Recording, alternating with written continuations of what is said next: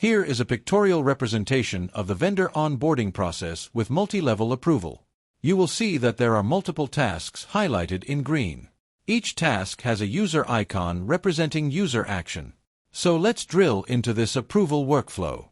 The process starts with end user initiating the vendor onboarding process by capturing all the information pertaining to the vendor.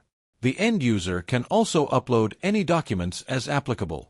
Once the vendor information is captured, it goes through the approval hierarchy, where every stakeholder reviews and approves the vendor. We have 3 different approvers. Each user can approve or reject the vendor from getting created. The workflow runs sequentially. It can also be configured to run in parallel. In this case, it's running sequentially. Once the vendor is approved by all the stakeholders, the vendor is created in the ERP. In this case, it is J.D. Edwards Enterprise 1. Let us see this in action. We will get started by creating a vendor. I'm going to enter my vendor information. My vendor alpha name is going to be Walmart 101. I will enter rest of the information. I will also upload some documents related to vendor. Please note that this is for demo only. In real world, we will be capturing lots of additional information. Once the vendor is created, we need to start running through the approval process. What you're seeing here are 3 different screens for 3 different users or stakeholders that are required to approve or get the vendor onboarded. So I'm going to click on the refresh icon, and you will see that there is one vendor that needs to be reviewed and approved.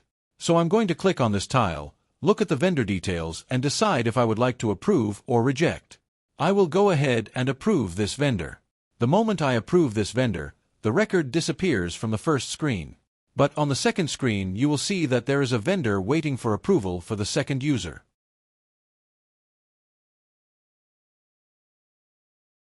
On clicking here, it gives me similar options. I can review the vendor details and decide to either approve or reject. I will go ahead and approve this vendor. This executes the workflow and takes it to the final approver.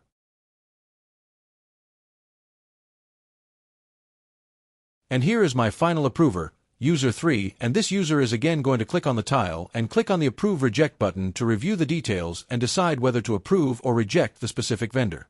When the user clicks on the Approve button, this is going to create the actual record in J.D. Edwards in real time at the time of approving the vendor. The process ensures that we push the valid and relevant data to J.D. Edwards.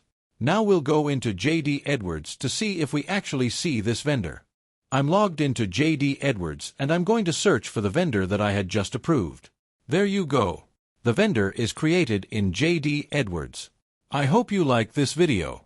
Thank you for watching.